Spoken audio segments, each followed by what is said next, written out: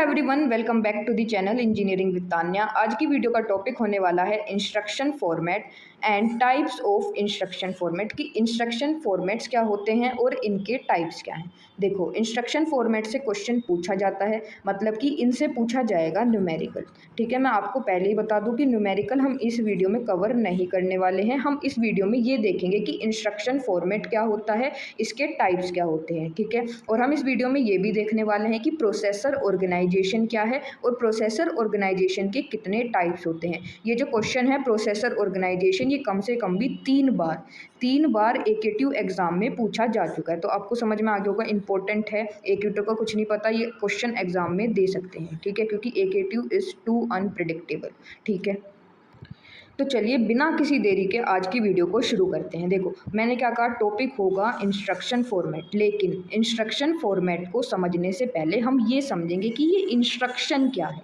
ठीक है, क्योंकि बेसिक से समझना जरूरी है। ठीक है, तो देखो, व्हाट इज इंस्ट्रक्शन, कि ये इंस्ट्रक्शन क्या है। देखिए, instruction is a command given to the CPU to perform a specific operation. Instruction क्या है, एक कमांड है जो आपके सीपीयू को दी जाती है ताकि हम सीपीयू से कोई स्पेसिफिक ऑपरेशन को परफॉर्म कराया जा सके। देखिए, ये ऑपरेशन एडिशन ऑपरेशन भी हो सकता है। हम चाह रहे हैं कि जो सीपीयू है वो एडिशन ऑपरेशन को परफॉर्म करे, या फिर सब्ट्रैक्शन ऑपरेशन को परफॉर्म करे, या मल्टीप्लिकेशन को, या डिवीजन को। बहुत सारे ऑपरेशन है, तो किसी स्पेसिफिक ऑपरेशन को परफॉर्म कराने के लिए किससे, सीपीयू से, तो उसे कमांड दी जाती है। उसी कमांड को क्या कह रहे हो आप, इंस्ट्रक्शन कह रहे हैं। ठीक है, देखो, an instruction tells the CPU. एक इंस्ट्रक्शन जो है सीपीयू को क्या बताता है, वो इंस्ट्रक्शन सीपीयू को ये बताता है कि भाई सीपीयू तुझे क्या ऑपरेशन परफॉर्म करने हैं, और किस डेटा पे तुझे ऑपरेशन को परफॉर्म करना है। दो चीज़ें बताता है, एक तो तुझे क्या ऑपरेशन परफॉर्म करना है, एडिशन परफॉर्म करना है, या सब्ट्रैक्शन, या डिवीजन, या मल्टीप्लिकेशन, और ये बताता है कि किस डेटा पे। हम डेटा को ऑपरेंड भी कहते हैं, मैंने कई बार बता दिया है। ठीक है, तुझे किस डेटा पे ऑपरेशन परफॉर्म करना है। सपोज ए एंड बी, ये क्या है, दो ऑपरेंड हैं, इनके अंदर कुछ वैल्यू होगी। मान लो ए के अंदर 10 वैल्यू है, बी के अंदर 20 वैल्यू है। तो इन दोनों ऑपरेंड्स पे तुझे क्या परफॉर्म करना है, एडिशन परफॉर्म करना है। तो ये चीज़ किसने बताई, सीपीयू को, इंस्ट्रक्शन ने बताई। ठीक है, तो आपको अब समझ में आ गया होगा। एग्जाम्पल लिखा हुआ है, ऐड R1 एंड R2। तो ये किसने बताया, ये क्या है, एक आपका इंस्ट्रक्शन है, ऐड R1 एंड R2। इसका मतलब क्या है कि सीपीयू भाई तुझे ये जो दो ऑपरेंड दिख रहे हैं R1 एंड R2, इन्हें ऐड करना है। ठीक है, R1 क्या है, पहला ऑपरेंड है, R2 क्या है, दूसरा ऑपरेंड है। ठीक है, तो ऐड क्या होगा यहाँ पे, ऑपरेशन, एंड R1 और R2 क्या है, आपके ऑपरेंड्स। R1 एंड R2 के अंदर कोई ना कोई वैल्यू होगी। मान लो R1 के अंदर 5 है और R2 के अंदर 10 है। ठीक है, इन दोनों को ऐड करना है। तो ये कौन बताता है, आपका इंस्ट्रक्शन बताता है, किसे, सीपीयू को। ठीक है, आई होप समझ में आ गया होगा। ठीक है, इंस्ट्रक्शन क्लियर हुआ। अब देखिए, हम मूव करते हैं इंस्ट्रक्शन फॉर्मेट। अब समझते हैं कि ये इंस्ट्रक्शन फॉर्मेट क्या है। हमने ये समझ लिया कि इंस्ट्रक्शन क्या होता है, अब इसका फॉर्मेट समझते हैं। देखो, इंस्ट्रक्शन फॉर्मेट में मेन होती हैं आपकी 3 फील्ड्स। ठीक है, जनरली ये 3 फील्ड्स होती हैं। देखिए, पहली फील्ड है एड्रेसिंग मोड, दूसरी फील्ड है ओप कोड, और थर्ड फील्ड है ऑपरेंड या फिर एड्रेस। इन्हें 1 बाय 1 समझते हैं। सबसे पहले बीच वाली को समझते हैं। बीच वाली है op code. Op code simple सा मतलब है ऑपरेशन, यानी कि जो ऑपरेशन आप सीपीयू से परफॉर्म कराना चाहते हो उसे ही ओप कोड कहा जाता है। आप एडिशन परफॉर्म कराना चाह रहे हो, सब्ट्रैक्शन परफॉर्म कराना चाह रहे हो, डिवीजन, मल्टीप्लिकेशन, तो ये सब क्या है, आपके ऑपरेशन। इसी फील्ड को हम क्या कहते हैं, ओप कोड कहते हैं। देखो, नीचे लिखा हुआ भी है ऑपरेशन कोड। ठीक है, ये वाली फील्ड समझ में आई। अब देखो, ये वाली फील्ड क्या है आपकी, ऑपरेंड या फिर एड्रेस।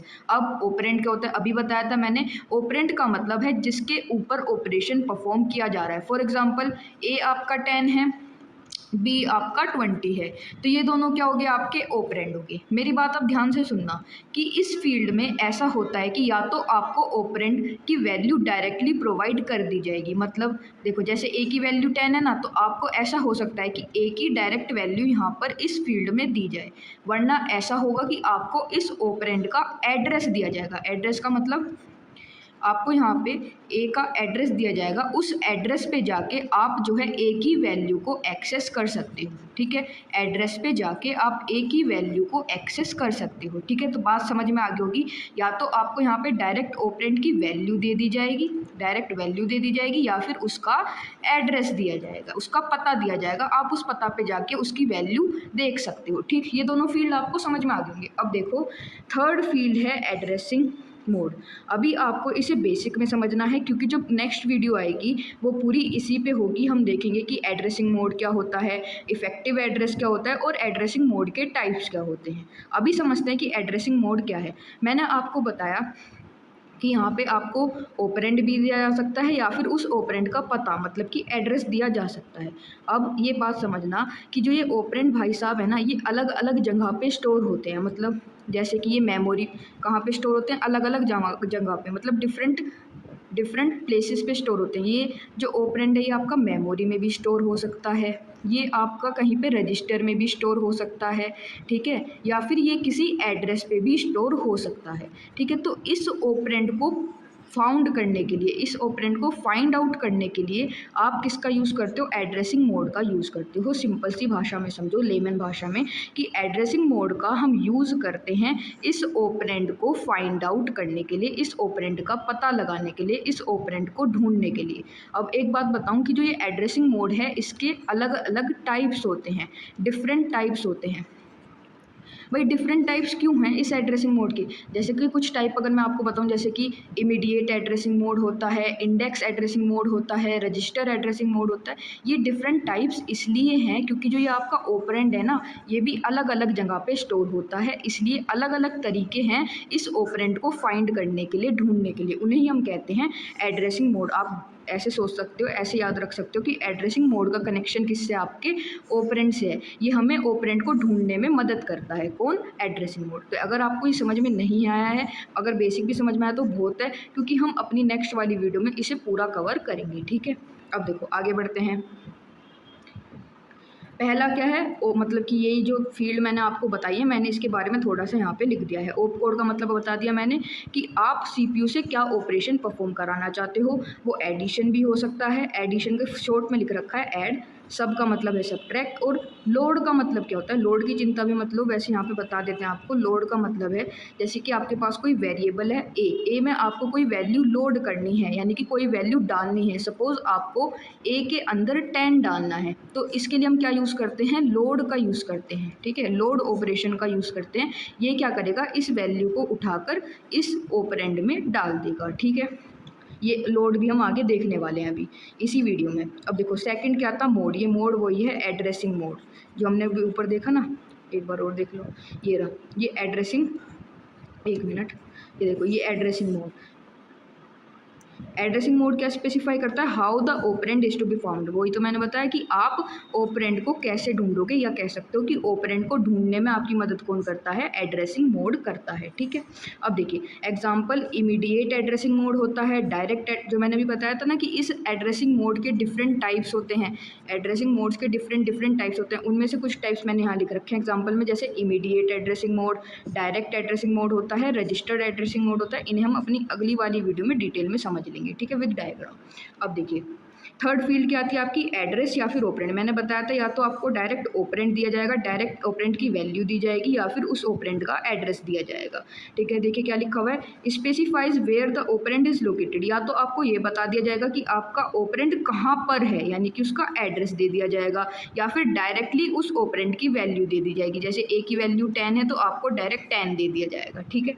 आई होप इतना आपको समझ में आ गया होगा। अब हम देखने वाले हैं कि जो ये इंस्ट्रक्शन फॉर्मेट है ना, इसके कितने टाइप्स होते हैं। प्लीज़ मेरी बात ध्यान से सुनो, इन्हें अच्छे से कर लेना, क्योंकि हम आगे भी इन्हें देखने वाले हैं, आगे भी यूज़ होगा, ठीक है। देखिए 4 टाइप्स होते हैं। पहला है जीरो एड्रेस इंस्ट्रक्शन, सेकंड है 1 एड्रेस इंस्ट्रक्शन, थर्ड है आपका 2 एड्रेस इंस्ट्रक्शन, और फोर्थ है आपका 3 एड्रेस इंस्ट्रक्शन, ठीक है। 1 बाय 1 करके इन्हें हम डिटेल में समझते हैं। फर्स्ट टाइप है आपका जीरो एड्रेस इंस्ट्रक्शन। एक बात मैंने अभी आपको बता दूं ताकि ईजी रहे आपको समझने में। अभी हमने ऊपर क्या देखा कि मैम इंस्ट्रक्शन में क्या होती हैं, 3 फील्ड होती हैं। पहली होती है एड्रेसिंग मोड, दूसरी होती है ओप कोड, और थर्ड होती है आपकी ऑपरेंड या फिर एड्रेस फील्ड। लेकिन जो ये जीरो एड्रेस इंस्ट्रक्शन है, इसमें ऑपरेंड या फिर एड्रेस फील्ड नहीं होती है। इसमें सिर्फ और सिर्फ आपकी 2 फील्ड होंगी। कौन कौन सी, एक तो ये मोड वाली और ओप कोड वाली। इसमें ये जो आपकी ऑपरेंड या फिर एड्रेस फील्ड है वो नहीं होती है, ठीक है। देखो लिखा हुआ भी है, अ zero address instruction is an instruction that does not contain any operand और एड्रेस फील्ड। वही तो मैंने अभी आपको बताया कि इसमें कोई भी ऑपरेंड या फिर एड्रेस फील्ड नहीं होती है, ठीक है।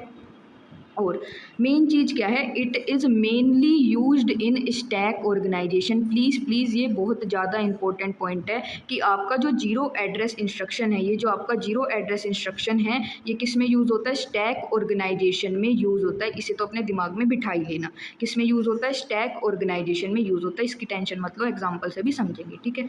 Where the operands are already available on the top of the stack, यानी कि जो आपके ऑपरेंड्स हैं वो ऑलरेडी स्टैक के टॉप पे प्रेजेंट होते हैं। Therefore there is no need to specify their addresses in the instruction. इस लाइन का मतलब ये है कि आपको जो ऑपरेंड है, जिन ऑपरेंड पे आपको ऑपरेशन परफॉर्म कराना है, जैसे कि मान लो A5 है, B10 है, ठीक है, इन पे आपको सब्ट्रैक्शन ऑपरेशन परफॉर्म कराना है। तो जीरो एड्रेस इंस्ट्रक्शन में ये होता है कि आपको ये ऑपरेंड्स का एड्रेस स्पेसिफाई करने की, इन ऑपरेंड के एड्रेस को बताने की कोई ज़रूरत नहीं होती, ठीक है। बस अभी इतना समझो, एग्जाम्पल में हम और अच्छे से समझेंगे। Therefore there is no need to specify their address in the instruction, मतलब आपको ये लिखने की, मान लो आपको सब्ट्रैक्शन ऑपरेशन परफॉर्म कराना है, तो आपको ये लिखने की ज़रूरत नहीं है कि मुझे ए और बी पे सब्ट्रैक्शन परफॉर्म कराना है, मुझे ए में से बी को घटाना है। आपको ये लिखने की ज़रूरत नहीं होती, आपको ए और बी का एड्रेस मेंशन करने की ज़रूरत नहीं होती। किसमें, जीरो एड्रेस इंस्ट्रक्शन में, ठीक है। अब देखो और अच्छे से समझते हैं, इसका इंस्ट्रक्शन फॉर्मेट क्या है। जीरो एड्रेस इंस्ट्रक्शन का जनरली 3 फील्ड होती है, यहाँ पे आपकी ऑपरेंड या फिर एड्रेस फील्ड होती है, लेकिन आपको दिख रहा है इसमें क्या है, सिर्फ और सिर्फ 2 फील्ड है। पहली है मोड, ये मोड का मतलब है एड्रेसिंग मोड, ठीक है, और दूसरी फील्ड है आपकी ओप कोड। ओप कोड का मतलब है क्या ऑपरेशन आप परफॉर्म कराना चाह रहे हो। देखो मैंने हाईलाइट करके लिखा हुआ भी है, there is no operand field in zero address instruction, यानी कि इस आपके जीरो एड्रेस इंस्ट्रक्शन में कोई भी ऑपरेंड फील्ड नहीं होती है, ठीक है। ठीक है मैम, हमें इतना समझ में आ गया। अब देखो इसका एग्जांपल हम स्टेप बाय स्टेप समझेंगे, आपको और अच्छे से समझ में आएगा कि स्टैक का क्या रोल है। ये zero address instruction stack organisation में क्यों यूज़ होता है। अभी ऊपर बताया था ना पॉइंट, की दिमाग में बिठा लो, किस में यूज़ होता है, स्टैक ऑर्गेनाइजेशन में ये यूज़ होता है। क्यों यूज़ होता है वो अभी हम देख लेंगे, ठीक है। इसका एग्जाम्पल देखते हैं। Suppose we want to calculate c is equals to a plus B, हम ये करना चाह रहे हैं c is equals to a plus B. इसका मतलब क्या है, हम a और b की वैल्यू ऐड करा के जो भी वैल्यू आएगी, मान लो a 5 है b 10 है, इन दोनों की वैल्यू ऐड करा के आ रहा है 15, तो हम इस 15 को c में स्टोर करवाना चाहते हैं, ठीक है। हम ये मान के चल रहे हैं कि a हम 5 ले रहे हैं, a की वैल्यू हमने 5 ले ली और b की वैल्यू हमने 7 ले ली, ठीक है। ये हमारे क्या है, 2 ऑपरेंड है, a ऑपरेंड है 5 और बी जो ऑपरेंड है उसकी वैल्यू है 7, ठीक है।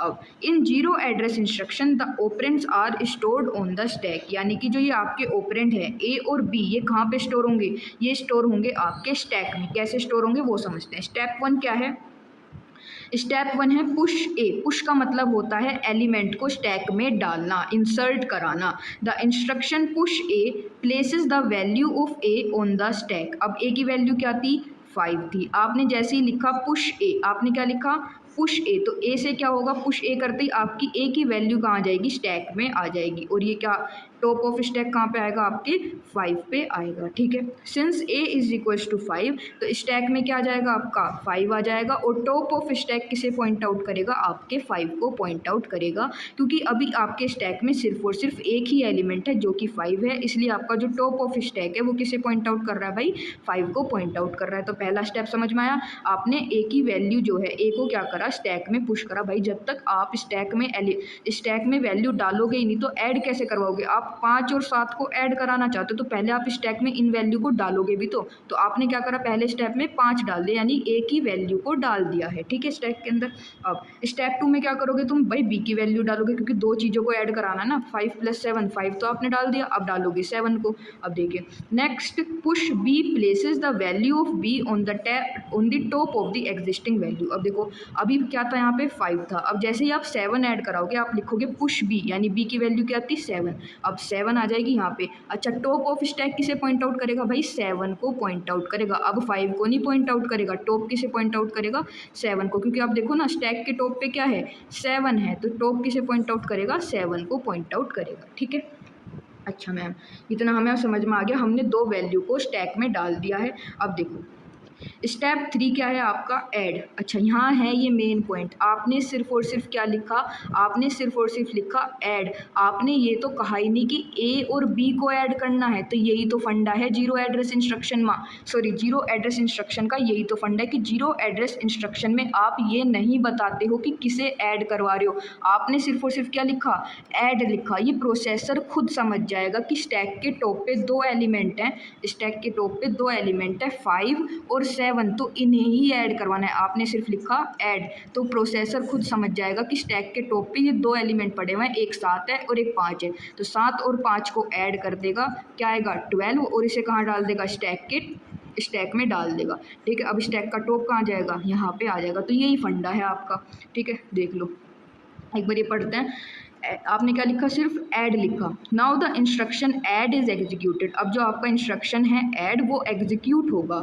Hair we do not specify A और बी इन द इंस्ट्रक्शन। मैंने वही तो कहा अभी आपको कि हमने यहाँ पे ये नहीं स्पेसिफाई करा कि आप ए और बी को ऐड कर रहे हो। आपने ये नहीं लिखा ऐड ए कोमा बी, ये नहीं लिखा आपने सिर्फ और सिर्फ ये लिखा है ऐड। तो आपने ये नहीं बताया कि आप ए और बी को ऐड कर रहे हो।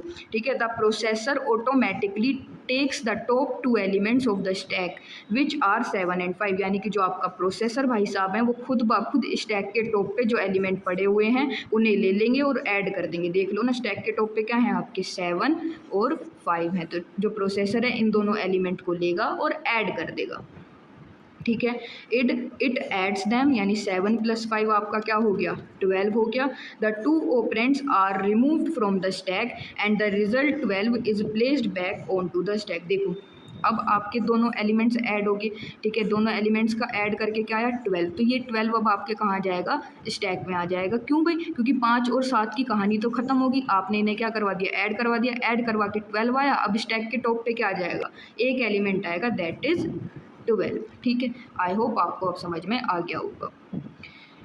अब स्टेप 4 क्या है? स्टेप 4 है पॉप सी। पॉप सी का मतलब, पॉप का मतलब होता है स्टैक में से एलिमेंट को रिमूव कराना। अभी स्टैक के टॉप पे क्या है?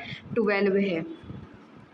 ठीक है, आप इसे क्या करना चाह रहे हो? रिमूव करना चाह रहे हो। Finally pop C removes the result from the top of the stack and stores it in C. मैंने आपको शुरू में क्या कहा था कि हम ए और बी को ऐड करना चाहते हैं और कहाँ स्टोर करवाना चाहते हैं? सी में। तो आपने क्या लिखा? पॉप सी। पॉप सी का मतलब है कि स्टैक के टॉप पे क्या था? 12। ये 12 जो होगा स्टैक में से रिमूव होगा। रिमूव होके कहाँ जाएगा? इस सी में आ जाएगा। आपका फाइनल रिजल्ट कहाँ जाएगा? सी में। और आप यही चाहते थे कि आप एडिशन करवा के कहाँ स्टोर करवाओ? रिजल्ट को सी में। ठीक है, finally pop C removes the result from the top of the stack and stores it in C. यानी कि आपके स्टैक में से वो एलिमेंट हट जाएगा और कहाँ जाएगा? सी में आके स्टोर हो जाएगा। Therefore C is equals to 12। तो आपने अपना operation A plus B addition करवाया और सी में स्टोर करवा दी। ये किसकी हेल्प से हुआ? जीरो एड्रेस इंस्ट्रक्शन की हेल्प से हुआ। अब आपको समझ में आ गया होगा कि हम इसे जीरो एड्रेस इंस्ट्रक्शन इसलिए कहते हैं क्योंकि यहाँ पे आपको ऑपरेंड को स्पेसिफाई करने की ज़रूरत नहीं होती। आप ये नहीं बताते कि हम ए और बी को ऐड कर रहे हैं, वो खुद ब खुद स्टैक के टॉप पे से एलिमेंट को उठा लेता है। कौन? प्रोसेसर। देखिए, why is add a zero address instruction. ये ऐड जो है वो जीरो एड्रेस इंस्ट्रक्शन क्यों है? क्योंकि आपने सिर्फ क्या लिखा था? ऐड लिखा था। देखिए, बिकॉज नो ऑपरेंड और address is return with add. आपने ऐड के साथ कोई ऑपरेंड थोड़ी जोड़ा था कि ए और बी को ऐड करना है, नहीं, आपने तो सिर्फ ऐड लिखा था। इस वजह से ही ये क्या होता है? एक जीरो एड्रेस इंस्ट्रक्शन होता है। The processor automatically takes the required operands from the top of the stack. वो मैंने आपको बताई दिया कि जो प्रोसेसर भाई साहब हैं वो स्टैक के टॉप पे से खुद ब खुद एलिमेंट उठा लेगा। ठीक है, आपको बताने की जरूरत नहीं है। तो ये आपका समाप्त हुआ जीरो एड्रेस इंस्ट्रक्शन। अब मूव करते हैं आपके वन एड्रेस इंस्ट्रक्शन पे। देखिए, नेक्स्ट है वन एड्रेस इंस्ट्रक्शन। चलो भाई इसे समझते हैं। अच्छा, एक बात मैं बता दूं जो कि इम्पोर्टेंट है। वन एड्रेस इंस्ट्रक्शन में आप यूज़ करते हो किसको? एक्यूमुलेटर को। एक्यूमुलेटर को आप यूज़ करते हो।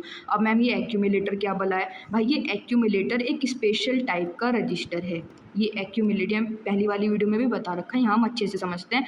एक्यूमुलेटर जो है वो एक स्पेशल टाइप का रजिस्टर होता है, ठीक है, रजिस्टर होता है। ये रजिस्टर क्या करता है भाई, रजिस्टर का काम होता है वैल्यू को स्टोर करना। तो ये जो एक्यूमुलेटर है, एक्यूमुलेटर को हम शॉर्ट में AC भी लिखते हैं। ये एक्यूमुलेटर जो है, सबसे पहली बात, एक तो ये ऑपरेंड को स्टोर करेगा, सिर्फ एक ऑपरेंड को, ध्यान रखना, वन ऑपरेंड। किसे स्टोर करेगा, वन ऑपरेंड, यानी एक ऑपरेंड को स्टोर करेगा। और क्या स्टोर करता है, intermediate results and final results को आपका कौन स्टोर करता है, एक्यूमुलेटर। मैम समझ में नहीं आया, देखो आप क्या चाह रहे हो, C = A + B। आपके पास दो ऑपरेंड हैं, आपके पास दो ऑपरेंड हैं A और B।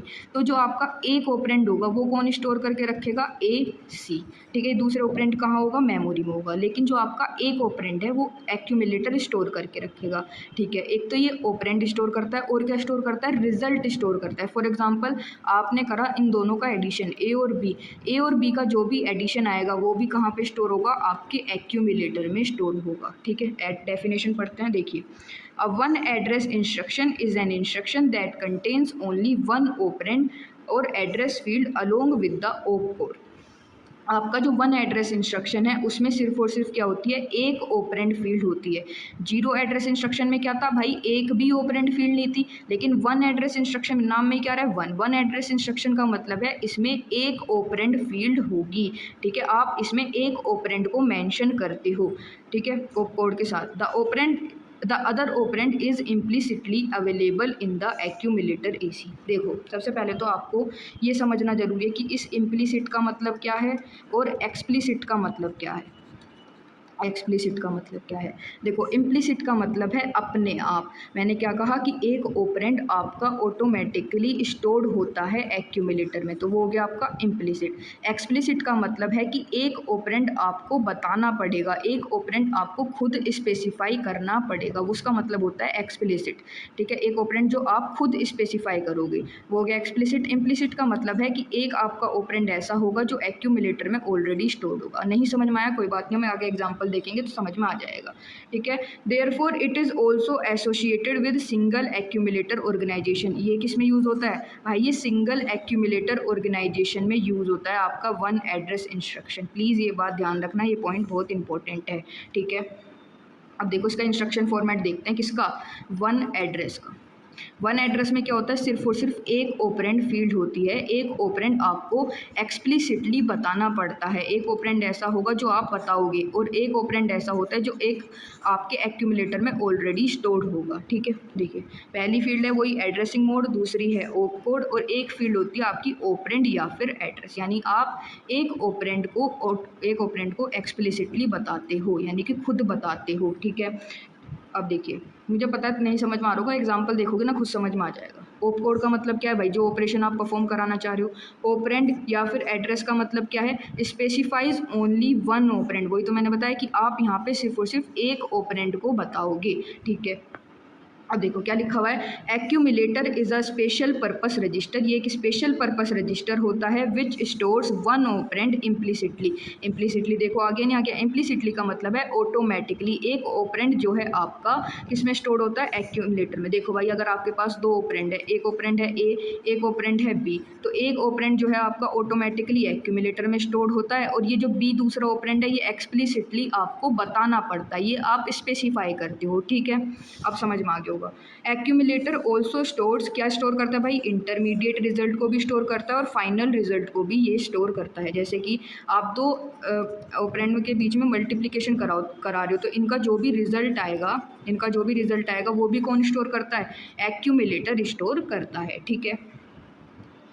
अब देखो एग्जाम्पल से समझते हैं, example of one address instruction. Example हम वही लेके चल रहे हैं, C = A + B, कि आप इन दोनों को ऐड करके स्टोर कराना चाह रहे हो C के अंदर, ठीक है। सपोज करके चलो कि यहाँ पे हम A ले रहे हैं 10, A की वैल्यू हमने ले ली 10 और B की वैल्यू हम ले रहे हैं 20। पहला स्टेप क्या है आपका, लोड A। लोड A का मतलब है कि A की जो भी वैल्यू है वो आप किसके अंदर लोड कर रहे हो, किसके अंदर डाल रहे हो, एक्यूमुलेटर के अंदर डाल रहे हो, ठीक है। The value of A will be loaded into the accumulator, यानी कि A की जो वैल्यू है वो किसके अंदर लोड की जाएगी, एक्यूमुलेटर के अंदर लोड की जाएगी। हम इस तरीके से लिखते हैं AC एम ए, इसका मतलब है, इस लाइन का मतलब है कि ए की जो भी वैल्यू है वो एक्यूमुलेटर के अंदर डाल दो। ए में क्या था, 10 था, तो एक्यूमुलेटर क्या आ जाएगा, एक्यूमुलेटर में आ जाएगा आपका 10। ठीक है, तो इसकी वजह से क्या हुआ कि आपका एक ऑपरेंड जो कि ए है वो किसके अंदर आ चुका है, उसकी वैल्यू किसके अंदर आ चुकी है, आपके एक्यूमुलेटर के अंदर आ चुकी है। वही तो मैंने आपको बताया था कि एक्यूमुलेटर के अंदर आपका एक ऑपरेंड स्टोर होता है। तो एक ऑपरेंड आपका 10 था, वो 10 किसके अंदर आ गया, आपका एक्यूमुलेटर के अंदर आ गया। ठीक है, बचा दूसरा ऑपरेंड, इसकी भी कहानी देख लेंगे अभी।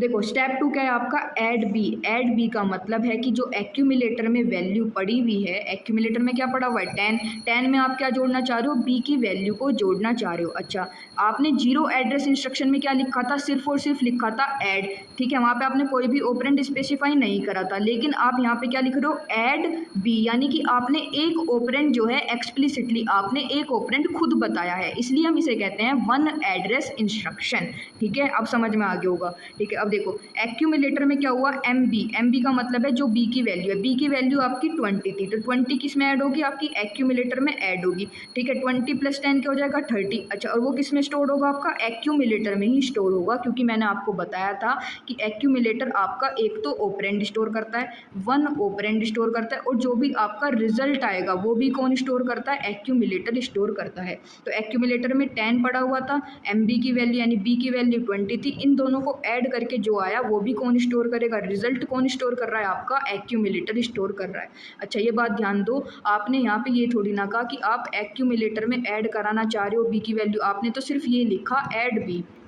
जो आपका प्रोसेसर भाई है वो खुद समझ जाएगा कि इस बी की वैल्यू को ऑटोमेटिकली किस में ऐड कराना है, एक्यूमुलेटर की वैल्यू में ऐड कराना है। इसलिए हम इसे वन एड्रेस इंस्ट्रक्शन कहते हैं, क्योंकि आपने सिर्फ और सिर्फ एक ऑपरेंड यहाँ पे स्पेसिफाई करा है। आई होप आपको समझ में आ गया, मैंने अच्छे से कोशिश करी है आपको समझाने की। अब देखिए स्टोर सी, क्योंकि आप क्या कह रहे थे, C is equals to A plus B, A और बी की वैल्यू ऐड करा के सी में स्टोर करवानी थी, तो क्या करोगे, अब रिजल्ट इन ए सी, आपका जो रिजल्ट है वो किस में पड़ा हुआ है, एक्यूमुलेटर में, ए सी में पड़ा हुआ है। अभी तो ऊपर देखा आपने कि रिजल्ट किस में है भाई, आपके एक्यूमुलेटर में। अब एक्यूमुलेटर से इस रिजल्ट को कहाँ पे डालना है, सी में डालना है, तो कैसे डालोगे, सिंपल सा है, एक्यूमुलेटर में रिजल्ट है उसे कहाँ डाल दोगे, सी में डाल दोगे।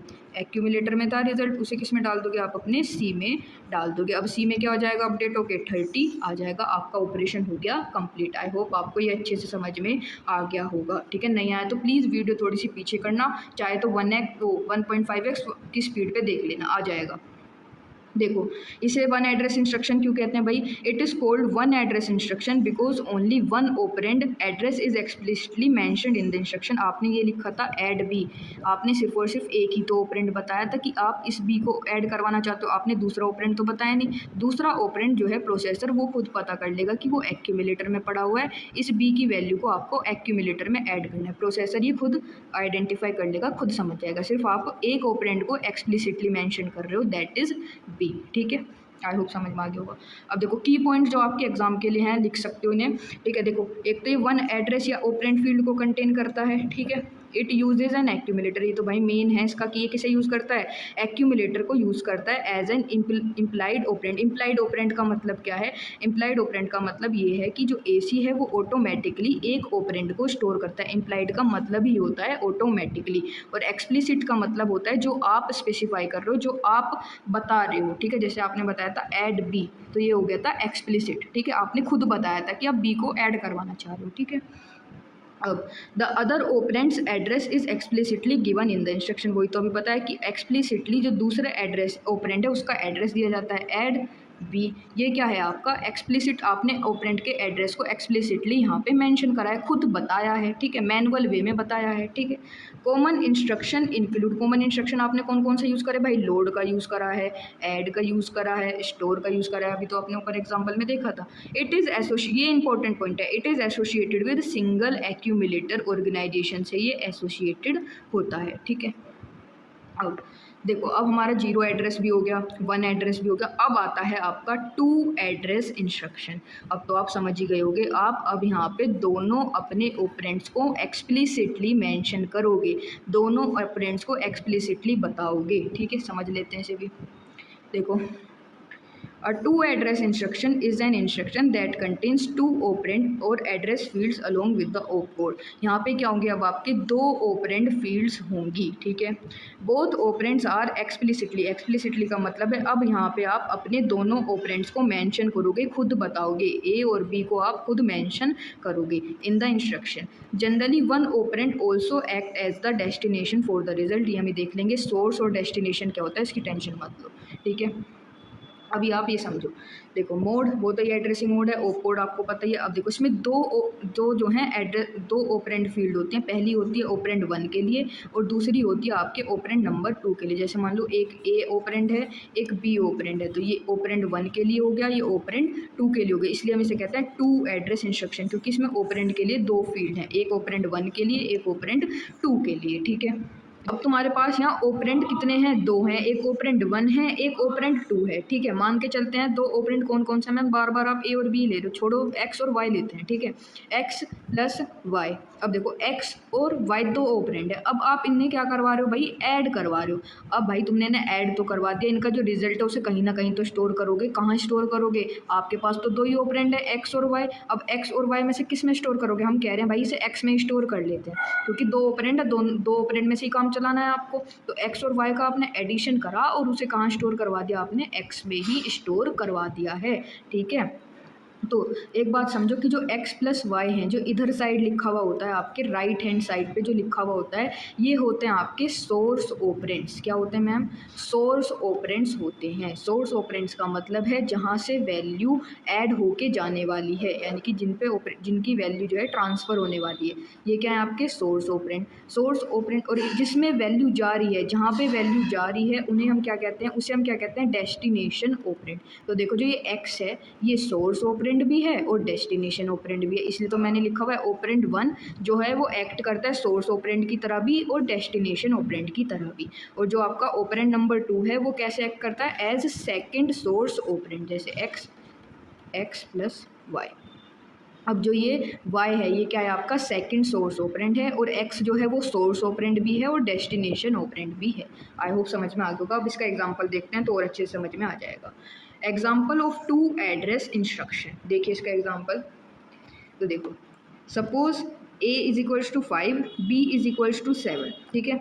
Instruction add a comma b। अब यहाँ पे देखो आपने क्या लिखा, ऐड ए कोमा बी। भाई यहाँ आपने दोनों ऑपरेंड को एक्सप्लिसिटली मेंशन करा है, दोनों ऑपरेंड को एक्सप्लिसिटली यानी खुद ब खुद बताया है। आपने अगर 1 एड्रेस में देखा हो तो आपने सिर्फ लिखा था ऐड बी, और 0 एड्रेस में तो आपने कुछ लिखा ही नहीं था। तो समझ में आया अब डिफरेंस, ये 0 एड्रेस था, ये 1 एड्रेस, और ये 2 एड्रेस है, ठीक है। अब देखो it means add the contents of B to the contents of A. इसका मतलब है कि आप बी का कंटेंट है उसे किस में ऐड कराना चाहते हो, ए के कंटेंट में ऐड कराना चाहते हो, और रिजल्ट कहाँ स्टोर करवाओगे, ए के अंदर स्टोर करवाओगे। सिंपल सा मतलब ये है, मतलब ए और बी का कंटेंट ए में ऐड करवाओ, इन दोनों को ऐड करवाओ और फाइनल रिजल्ट किस में आएगा, आपके ए के अंदर स्टोर होगा इनका जो भी रिजल्ट आएगा, ठीक है।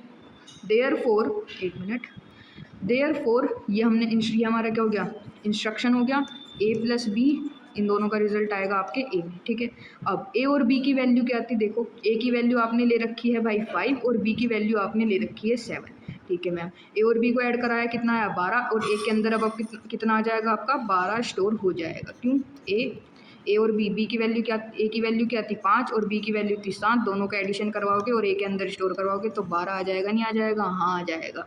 अब अच्छा, ए की वैल्यू पहले कितनी थी, ए की वैल्यू पहले 5 थी, लेकिन अब ए की वैल्यू एग्जीक्यूशन के बाद कितनी हो जाएगी, 12 हो जाएगी, क्योंकि आपने जो है रिजल्ट को किसके अंदर स्टोर करवाया, ए के अंदर स्टोर करवाया, और बी तो ऐसे का ऐसा ही रहेगा, ठीक है। अच्छा, ए क्या था आपका, सोर्स प्लस डेस्टिनेशन, यानी कि ए जो है वो आपका सोर्स ऑपरेंड भी है, सोर्स ऑपरेंड भी है और डेस्टिनेशन ऑपरेंड भी है। ए जो है वो दोनों की तरह एक्ट कर रहा है, ठीक है। और ये बी ऑपरेंड क्या है, बी आपका सोर्स ऑपरेंड है, ठीक है। अब ये समझ में आ गया होगा आपको। चलो भाई, ये अब इसे हम टू एड्रेस इंस्ट्रक्शन क्यों कहते हैं, it is called a two address instruction because two operand या फिर address field are explicitly present in the instruction. भाई इसलिए कहते हैं क्योंकि तुम दोनों ऑपरेंड को बता रहे हो, इस वजह से, क्योंकि ऐड ए भी आपने यहाँ पे ए और भी दोनों ऑपरेंड को मेंशन करा है, इसलिए इसे दो address instruction, two address instruction कहा जाता है, ठीक है। चलो भाई, एक ब्लास्ट बचता है आपका थ्री एड्रेस इंस्ट्रक्शन। अब आपको समझ में आ रहा होगा थ्री एड्रेस इंस्ट्रक्शन है मतलब कि यहाँ पे क्या होंगे भाई, तीन ऑपरेंड होंगे, थ्री ऑपरेंड्स होंगे। चलो इसे भी डिकोड करते हैं। Three address instruction is an instruction that contains three operand address field with the opcode. It specifies two source operand and one destination operand. इसे भी समझ लेंगे। देखो मान लो आपके पास अब यहाँ पे तीन operand हो गए A, B और C। A और B, C आपके पास क्या है, तीन operand है। सिंपल सा मतलब है C क्या हो जाएगा आपका डेस्टिनेशन हो जाएगा, A और B आपके सोर्स हो जाएंगे। ठीक है, सोर्स ऑपरेंड हो जाएंगे, सोर्स ऑपरेंड जिनकी वैल्यू आप ऐड करके कहाँ डालने वाले हो, C में डालने वाले हो। C आपका डेस्टिनेशन हो जाएगा, A और B आपके क्या हो जाएंगे, सोर्स ऑपरेंड हो जाएंगे और C आपका डेस्टिनेशन ऑपरेंड हो जाएगा। ठीक है, अब देखो instruction format, mode, op code तो सेम ही है। तीन ऑपरेंड होंगे, ऑपरेंड 1, ऑपरेंड 2, ऑपरेंड 3। ठीक है, अब देखो ऑपरेंड 1 क्या है, डेस्टिनेशन ऑपरेंड। एग्जांपल लेके चलें वही वाला है, C equals to A plus B। तो C क्या है आपका डेस्टिनेशन ऑपरेंड है मैम, A क्या है आपका फर्स्ट सोर्स है और B क्या है आपका सेकंड सोर्स है। ठीक है, अब समझ में आ गया होगा। एग्जाम्पल ले लेते हैं, suppose there are three operand, तीन ऑपरेंड लेके चल रहे हैं, A, B and C। A first source operand है, B आपका सेकंड सोर्स ऑपरेंड है और C आपका डेस्टिनेशन ऑपरेंड है। ठीक है, ए और बी की वैल्यू लेट कर लेते हैं। ए की वैल्यू मान रहे हैं 10 है, बी की वैल्यू 80 है। इंस्ट्रक्शन क्या लिख रहे हो तुम, ऐड सी ए कोमा बी। आपने तीनों इंस्ट्रक्शन, तीनों ऑपरेंड को यहाँ मेंशन करा है। आप कह रहे हो कि ए और बी की वैल्यू ऐड करो और उसे कहाँ डाल दो, सी में डाल दो। It means add the content of A and B. A और बी के कंटेंट जो भी है उन्हें ऐड करो और कहाँ पे स्टोर करवा दो, रिजल्ट को सी में स्टोर करवा दो। देयरफॉर ये आपका होगा सी ए प्लस बी यानी 10 प्लस 80 कितना हो जाएगा, 90। 90 किस में आ जाएगा आपका, सी में आ जाएगा। ठीक है, चलो भाई अब इसे हम थ्री एड्रेस इंस्ट्रक्शन क्यों कह रहे हैं भाई, इसमें तीन ऑपरेंड है इसलिए कह रहे हैं three address instruction. It is called three address instruction because three operand are explicitly specify. आप तीन ऑपरेंड्स को एक्सप्लिसिटली स्पेसिफाई कर रहे हो। आप ये लिख रहे हो ऐड सी ए और बी, तीन ऑपरेंड आपने मेंशन करे नहीं करे, सी ए और बी, इस वजह से इसे कहा जाता है थ्री एड्रेस इंस्ट्रक्शन। ठीक है, contains three operand C A and B. I hope अपना समझ में आ गया होगा। ये हुआ आपका खेला समाप्त इंस्ट्रक्शन फॉर्मेट्स का। ठीक है जी, इंस्ट्रक्शन फॉर्मेट्स यहाँ हुआ समाप्त। अब देखो एक मोस्ट इंपॉर्टेंट क्वेश्चन देख लेते हैं जिसमें इंस्ट्रक्शन फॉर्मेट्स का यूज़ हुआ है। बहुत इजी है, अगर आपको ये ऊपर समझ में आ गया ना सब 0, 1, 2, 3 एड्रेस इंस्ट्रक्शन, तो आपके लिए अब हलवा होने वाला है। देख लो कौन सा क्वेश्चन पूछा गया था। नेक्स्ट टॉपिक है जो कि आपका है प्रोसेसर ऑर्गेनाइजेशन। प्रीवियस पेपर्स में पूछा गया है और वो भी कितनी बार पूछा गया है, 3 बार पूछा गया है। ये अलग अलग पेपर में से मैंने कटआउट लिए हुए हैं, देख लेना। देखो explain about stack organization use in processor. What do you understand by register stack? What do you mean by processor organization? Processor organization के अलग अलग टाइप्स बताओ। प्रोसेसर ऑर्गेनाइजेशन क्या है, उसके अलग अलग टाइप्स बताओ। तो एक का कुछ भरोसा नहीं है भाई, पता नहीं कि कब क्या कर दे, तो आ भी सकता है आपके एग्जाम में जब 3 बार ऑलरेडी पूछा जा चुका है तो। ठीक है, चलो टॉपिक पे आते हैं प्रोसेसर ऑर्गेनाइजेशन की। प्रोसेसर ऑर्गेनाइजेशन क्या है और उस प्रोसेसर ऑर्गेनाइजेशन के टाइप्स क्या होते हैं। प्रोसेसर ऑर्गेनाइजेशन को समझने से पहले तो यही समझ लो कि जो इस वर्ड आ रहा है ना, ये प्रोसेसर क्या बला है। ठीक है, प्रोसेसर का मतलब कुछ नहीं, प्रोसेसर को आप सीपीयू भी कह देते हो अपना। देखो अब processor is the main unit of a computer. Processor कुछ नहीं, आपके प्रोसेसर को सीपीयू भी कहते हो। प्रोसेसर क्या है, मेन यूनिट है किसकी भाई, कंप्यूटर की। That execute instruction and performs operations on data. ये जो अभी हमने ऊपर इंस्ट्रक्शन पढ़े, 0 एड्रेस, 1 एड्रेस, 2 एड्रेस, 3 एड्रेस, इनमें मैंने कितनी बार नाम लिया होगा प्रोसेसर को, क्योंकि इंस्ट्रक्शन जो है ये जितना भी एग्जीक्यूट करवा रहा है, कौन करवा रहा है, प्रोसेसर करवा रहा है, इसलिए तो इसे क्या कहते हैं, मेन यूनिट ऑफ कंप्यूटर भी कहते हैं। ठीक है, अब देखो in COA the processor is generally referred to as CPU. वही तो मैंने बताया कि इस प्रोसेसर को आप सीपीयू भी कहते हैं, यानी कि सेंट्रल प्रोसेसिंग यूनिट। एक तरह से समझो सीपीयू का दूसरा नाम ही क्या है, प्रोसेसर है। ठीक है, इट्स मेजर इंटरनल कंपोनेंट्स कौन कौन से होते हैं आपके प्रोसेसर के या सीपीयू के, भाई रजिस्टर्स होते हैं। रजिस्टर्स मैंने आपको बहुत अच्छे समझाया हुआ है, इसकी पूरी एक डिटेल वीडियो पड़ी हुई है चैनल पे। एएलयू क्या है, अरिथमेटिक लॉजिकल यूनिट, यानी कि ये क्या परफॉर्म करते हैं, जितने भी लॉजिकल ऑपरेशंस होते हैं जैसे arithmetic operation, addition, subtraction, multiplication या फिर एंड और नोट, ये सब कौन परफॉर्म करता है, आपका एएलयू। कंट्रोल यूनिट क्या करती है, जो भी आपके सिग्नल्स वगैरह हैं, कंट्रोल सिग्नल्स हैं, उन्हें कौन मैनेज करता है, control unit. Internal buses, internal buses को बसेस क्या होती हैं भाई, बसेस आपकी कम्युनिकेशन पाथवे होती हैं जो डिफरेंट कंपोनेंट्स के बीच में कम्युनिकेशन को सेटअप करवाती हैं। जैसे कि आपने डिफरेंट टाइप्स की बस भी पढ़ी थी, डेटा बस पढ़ी थी, एड्रेस बस पढ़ी थी, कंट्रोल बस पढ़ी थी। ठीक है, अब देखो प्रोसेसर ऑर्गेनाइजेशन क्या होता है, टॉपिक का नाम क्या था, processor organization. Processor organization refers to the arrangement and interconnection connection of the internal components of a processor and how they work together to execute instruction. अरे कुछ नहीं है, इस डेफिनेशन का मतलब सिंपल सा ये है, जैसे कि कम इसके क्या है, प्रोसेसर के यानी कि सीपीयू के अलग अलग कंपोनेंट हैं या नहीं है, ये रजिस्टर है, एएलयू है, कंट्रोल यूनिट है। तो प्रोसेसर ऑर्गेनाइजेशन का मतलब क्या है कि ये जो कंपोनेंट्स हैं प्रोसेसर के, सीपीयू के, ये कैसे अरेंज हैं, कैसे ऑर्गेनाइज हैं, ये कैसे एक दूसरे के साथ मिलकर काम करते हैं, इसे हम प्रोसेसर ऑर्गेनाइजेशन कहते हैं। वही तो लिखा हुआ है देखो, processor organization refers to the arrangement and interconnection of the internal component, की सीपीयू के या प्रोसेसर के इंटरनल कंपोनेंट्स कैसे कनेक्टेड हैं, कैसे अरेंज हैं, और ये एक दूसरे के साथ मिलकर कैसे काम करते हैं इंस्ट्रक्शंस को एग्जीक्यूट कराने के लिए। सिंपल सा मतलब है। Processor organization tells us how the register, ALU, control unit and buses inside the CPU are organized and used to perform operation. अभी यही तो बताया कि ये ALU, control unit, buses, register, ये आपस में कैसे कनेक्ट हैं और ये कैसे वर्क करते हैं, क्योंकि ये सब क्या है, सीपीयू के इंटरनल कंपोनेंट है, सीपीयू के क्या है, सब कंपोनेंट्स हैं। ठीक है, अब देखो diagram you can make if question ask from processor organization से, अगर आपके क्वेश्चन आता है तो आप ये डायग्राम बना के आ सकते हो। अब ये डायग्राम में क्या है भाई, देखो पहले तो आपकी होती है मेमोरी यूनिट, ठीक है, एएलयू आपको सबको पता है कि अरिथमेटिक लॉजिकल यूनिट होती है, पीसी होता है आपका प्रोग्राम काउंटर, और ये होता आईआर आपका क्या होता है, इंस्ट्रक्शन रजिस्टर। ये सब मैंने आपको जितने भी रजिस्टर, ये क्या है, पीसी क्या है, प्रोग्राम काउंटर, इंस्ट्रक्शन रजिस्टर, ये सब रजिस्टर्स के टाइप हैं। ये आपको मैंने रजिस्टर वाली वीडियो में बहुत अच्छे से समझा दिया था। एमएआर, एमडीआर, एमएआर क्या होता है, मेमोरी एड्रेस रजिस्टर, एमडीआर क्या होता है, मेमोरी डेटा रजिस्टर, सीयू क्या है आपकी कंट्रोल यूनिट, ये सब आपको बताया जा चुका है, पीसीआईआर, एमएआर, एमडीआर। अगर आपने पहली वाली वीडियो नहीं देखी तो प्लीज़ देख लेना। ठीक है, एक्यूमुलेटर मैंने आपको अभी इसी वाली वीडियो में एक्सप्लेन कर दिया कि एक्यूमुलेटर एक ऑपरेंड को स्टोर करके रखता है, और इंटरमीडिएट रिजल्ट और जो फाइनल रिजल्ट है उन्हें कौन स्टोर करता है, एक्यूमुलेटर। ठीक है, फिर आपके जनरल पर्पस रजिस्टर्स होते हैं, ये सब आपको रजिस्टर वाली वीडियो में एक्सप्लेन कर दिया गया था। ठीक है, अब देखो ये एड्रेस बस, एड्रेस बस क्या होती है भाई, जो एड्रेस को एक कंपोनेंट से दूसरे कंपोनेंट के बीच में ट्रांसफ़र करवाती है। एड्रेस बस भी आपको डिटेल में बताया जा चुका है बसेस वाली वीडियो में। डेटा बस होती है आपकी, कंट्रोल बस होती है, तीन तरह की बस होती हैं, address bus, data bus and control bus. ठीक है, ये क्या है आपका इनपुट आउटपुट बस होती हैं, और ये क्या है, input output interface device, input output interface device. ये मैंने सिंपल सा आपको ओवरव्यू दिया है एग्ज़ाम में, अगर डायग्राम आता है बनाने के लिए तो बनाया ना, मैंने डिटेल में नहीं समझाया क्योंकि मैंने ये ऑलरेडी आपको समझा दिया है रजिस्टर्स वाली वीडियो में। और एड्रेस बस, डेटा बस आपको पता ही होनी चाहिए भाई, ये तो यूनिट 1 की शुरू में ही है। ठीक है, इन पे भी वीडियो बन चुकी है ऑलरेडी। ठीक है जी, अब देखो जो मेन है वो क्या है, there are 3 types of processor organization. Processor organization के मेन 3 टाइप्स होते हैं, होता है एक्यूमुलेटर ऑर्गेनाइजेशन, दूसरा होता है जनरल रजिस्टर ऑर्गेनाइजेशन, और तीसरा होता है आपका स्टैक ऑर्गेनाइजेशन। ठीक है, अब देखो भाई याद रखना इसका मतलब क्या है, मैंने आपको शुरू में ही कहा था वीडियो की कि आप इंस्ट्रक्शन फॉर्मेट को अच्छे से समझ लो। अब देखो जो जीरो एड्रेस इंस्ट्रक्शन फॉर्मेट था, जीरो एड्रेस इंस्ट्रक्शन फॉर्मेट था, वो किस में यूज़ हो रहा था, स्टैक ऑर्गेनाइजेशन में यूज़ हो रहा था। वहाँ पर हमने आपको बताया भी था स्टैक बना के। तो जो ये स्टैक ऑर्गेनाइजेशन होता है, जो ये आपका थर्ड टाइप है स्टैक ऑर्गेनाइजेशन, इसमें क्या यूज़ होता है आपका जीरो एड्रेस इंस्ट्रक्शन फॉर्मेट का यूज़ होता है। ठीक है, अच्छा मैम, और जो ये एक्यूमुलेटर था, ये एक्यूमुलेटर जो सेकंड वाला ये है एक्यूमुलेटर ऑर्गेनाइजेशन, इसमें किसका यूज़ होता है, इसमें यूज़ होता है वन एड्रेस इंस्ट्रक्शन का। किसका, वन एड्रेस इंस्ट्रक्शन का। ठीक है, और जो ये जनरल रजिस्टर ऑर्गेनाइजेशन होता है, इसमें किसका यूज़ होता है, 2 या फिर 3 एड्रेस इंस्ट्रक्शन फॉर्मेट का यूज़ होता है। अब ये सोच रहे हो कि मैम ये क्यों बता रहे हो, आप इन्हें एक्सप्लेन क्यों नहीं कर रहे भाई। इन्हें एक्सप्लेन करने के लिए आपको ये समझना बहुत ज़रूरी है कि जो स्टैक ऑर्गेनाइजेशन है, जो ये स्टैक टाइप है, इसमें किसका यूज़ होता है, जीरो एड्रेस इंस्ट्रक्शन फॉर्मेट का।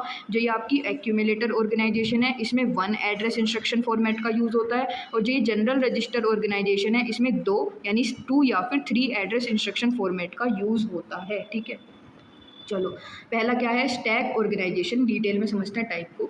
इन stack organization operands are stored in stack, ये तो आपको पता ही है कि किसमें स्टोर होते हैं ऑपरेंड, स्टैक के अंदर।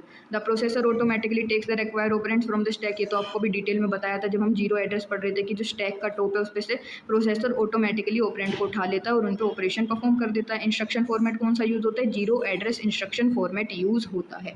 देखो क्या लिखा हुआ है मैंने, अब तुम्हें पता है कि स्टैक ऑर्गेनाइजेशन में क्या यूज़ होता है, zero address instruction format format use होता है? हाँ मैम, हमें पता चल गया कि जो ये स्टैक ऑर्गेनाइजेशन है इसमें जीरो एड्रेस इंस्ट्रक्शन फॉर्मेट का यूज़ होता है। तो भाई अब अपने आंसर को बड़ा करने के लिए तुम क्या करोगे, तो बस यहाँ पे क्या करना, जो जीरो एड्रेस इंस्ट्रक्शन हम अभी ऊपर पढ़ के आए हैं वीडियो में, उसका एग्जाम्पल यहाँ पे एक्सप्लेन कर देना। क्यों कर दे मैम, क्योंकि यहाँ पे स्टैक ऑर्गेनाइजेशन में जीरो एड्रेस इंस्ट्रक्शन फॉर्मेट का यूज़ होता है, तो उसका एग्जाम्पल जो हमने स्टैक का लिया था वही एग्जाम्पल आप यहाँ पे इजीली एक्सप्लेन कर सकते हो। ठीक है, इसलिए मैंने इस वीडियो में ये टॉपिक कंबाइन करा है ताकि आपको कन्फ्यूज़न ना हो। आपने zero address instruction format already पढ़ लिया है, आपको एग्जाम्पल भी पता है, तो बस आपका जब प्रोसेसर के टाइप्स आएंगे तो आप इसमें क्या यूज़ कर सकते हो, इस जीरो एड्रेस इंस्ट्रक्शन फॉर्मेट का एग्जाम्पल यूज़ कर सकते हो जो हमने अभी ऊपर पढ़ा था। ठीक है, अच्छा मैम, अब सेकंड टाइप आपका क्या है मैम, एक्यूमुलेटर ऑर्गेनाइजेशन है। In accumulator organization a special register called accumulator, यहाँ पे किसका यूज होता है, स्पेशल रजिस्टर जो होता है एक्यूमुलेटर, ये भी अभी आपको बताया था मैंने।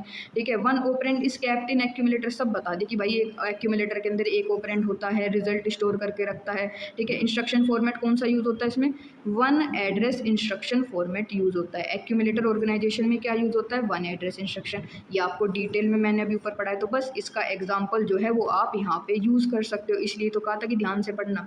ठीक है, अब देखो, अब तुम्हें पता है कि एक्यूमुलेटर ऑर्गेनाइजेशन में तुम्हें पता चलेगा क्या यूज़ होता है, वन एड्रेस इंस्ट्रक्शन फॉर्मेट का यूज़ होता है। तो बस यहाँ पे जो वन एड्रेस इंस्ट्रक्शन फॉर्मेट का एग्जांपल हमने ऊपर देखा था, समझा था, वही आप यहाँ पे यूज़ कर सकते हो, है ना इजी। देखो, अब देखो, जनरल रजिस्टर ऑर्गेनाइजेशन में किसका यूज़ होता है, आपका टू या फिर थ्री एड्रेस इंस्ट्रक्शन फॉर्मेट का यूज़ होता है। टू और थ्री एड्रेस इंस्ट्रक्शन फॉर्मेट आपने ऑलरेडी पढ़ लिए हैं, तो आप इनका एग्जाम्पल का यूज़ कहाँ पे कर सकते हो, टू या फिर थ्री एड्रेस इंस्ट्रक्शन फॉर्मेट का यूज़ आप कर सकते हो किसमें, आपके जनरल रजिस्टर ऑर्गेनाइजेशन में। आप ये सोच रहे हो कि मैम ने ये डिटेल में एक्सप्लेन क्यों नहीं करे, भाई इसलिए नहीं करे क्योंकि ये आपको पता ही है जीरो एड्रेस इंस्ट्रक्शन फॉर्मेट, इसलिए तो मैंने डिटेल में 0 1 2 3 एड्रेस इंस्ट्रक्शन फॉर्मेट एक्सप्लेन करा ताकि आपको यहाँ कोई दिक्कत ना हो, आपके लिए ईजी पड़े। ठीक है, आई होप आपको वीडियो समझ में आई होगी। प्लीज़ लाइक कर देना, इन चैनल को सब्सक्राइब कर लेना अगर आपकी हेल्प हो रही है तो। Thank you.